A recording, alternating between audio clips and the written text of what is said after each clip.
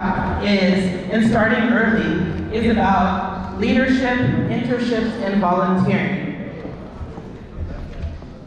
Let's see, I'm looking for some engaged people. This lovely lady looks engaged. What was the last organization that you volunteered for? Have you ever done volunteer work? No. Okay, so that's also a problem, okay? Your children should start doing volunteer work very early. And volunteer work looks like helping with Sanya events. Volunteer work looks like canvassing for a political candidate. Volunteer work looks like having a leadership role at church. They don't have to be a teenager before they start doing those things. My oldest daughter, she started canvassing for political candidates when she was 10 years old. She was walking door to door, talking to people. I was with her, but she was doing the talking and talking to people about political candidates. She was working for an assembly member. And because she started that relationship with that assembly member, volunteering for him, at the age of 10, by the time she got to 18, she could say, I have been volunteering for political campaigns for the past 8 years. So you don't want to wait until they're in high school before they start volunteering. All right, so the other thing, knowing your college options.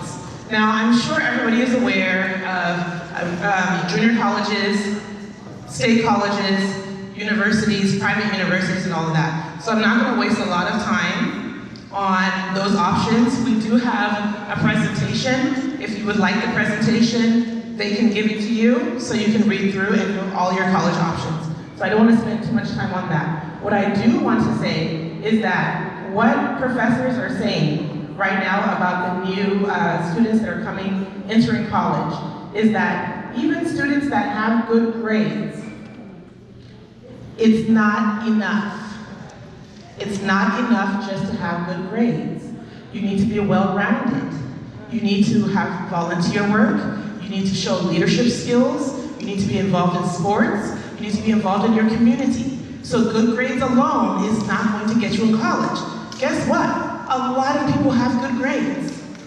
A lot. So good grades alone is not the sure thing to get you into college. But when you have leadership skills, when you say that you've worked, you've interned, you've volunteered, you work in your church, you work in your community, and you put all of that on the college application, that's what's going to make you stand out. Okay? And then the last thing is never leave opportunities, money, anything like that on the table. There are so many opportunities that are available here in Sacramento. I think that people don't realize the wealth of things that we have available in Sacramento. Now, today I brought some information about some of the various opportunities available. Youth advisory boards, youth policy making opportunities, internships, paid opportunities as well.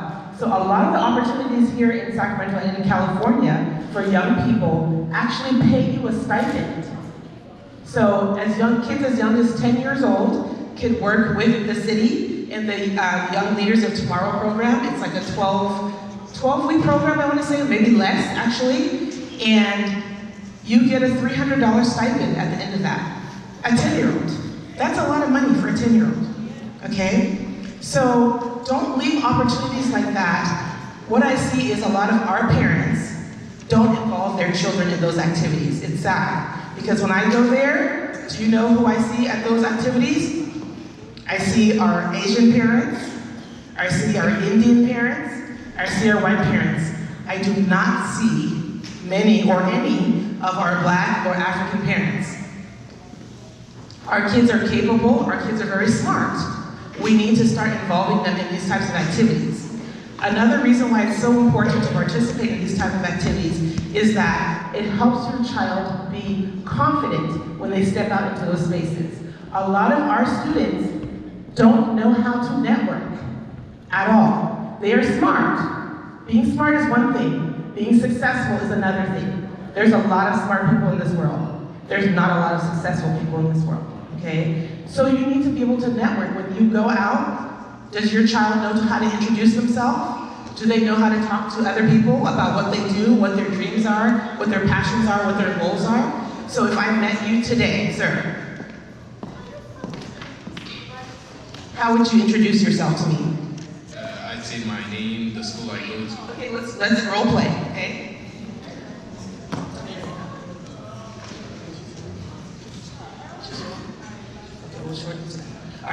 Hi, my name is Sanya T1. I work with the city of Sacramento. I'm an investment officer. What's your name? Tell me about yourself. What do you do? I go to school at SES, or School of Engineering and Sciences. I also internship at my church in the technical unit. Okay, so what are you passionate about? Where do you see yourself in the next couple years?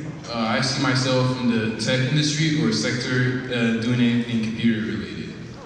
Wonderful, that's great. So your child should be able to go into any setting, right? Any place, whether it's church, whether it's a party, whether it's, at school. They should be able to connect with people, introduce themselves, tell somebody what they're learning, what they're doing, what they're passionate about, and where they see themselves in the next couple of years. Give your children opportunities to expand their network. This is crucial because the people at the top have a bigger network. When you have interned for a senator, guess what? That expands your network. Now when you're ready to go to college, you can say, call on Senator so-and-so or Assembly Member so-and-so to write that letter of recommendation. Do you see where I'm going with this? Why it's so important to put yourself out there and expand your network. So how many people in here canvassed for this fine gentleman? How many of the students in here canvassed for him? Students, not adults. How many students, young people under the age of 18, canvassed while he was doing his campaign? That's unacceptable. I should have seen all of you guys canvassing.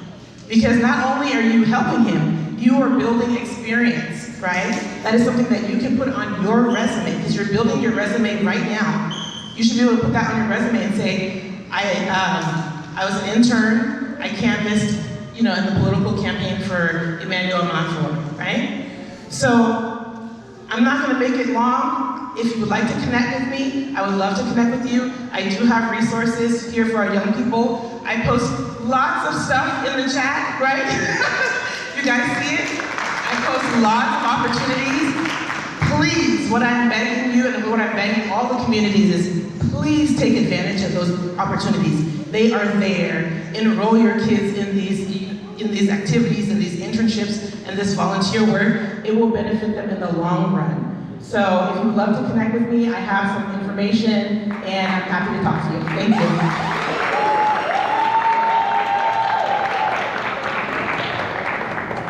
Hi, I'm Tony. I'm not going to stay long. I'm going to kind of piggyback on what she talked about. The biggest thing is the amount of money that is left on the table for African Americans, minorities. There are millions and millions of dollars in scholarships that people do not get. I sent out, there's a sample letter that's on a lot of the tables. If you want to use it as a sample, plug in your child's information, have your child plug in their information. That's a simple enough scholarship letter that will get them scholarships. I have a 19-year-old, she didn't have the best grades. She went to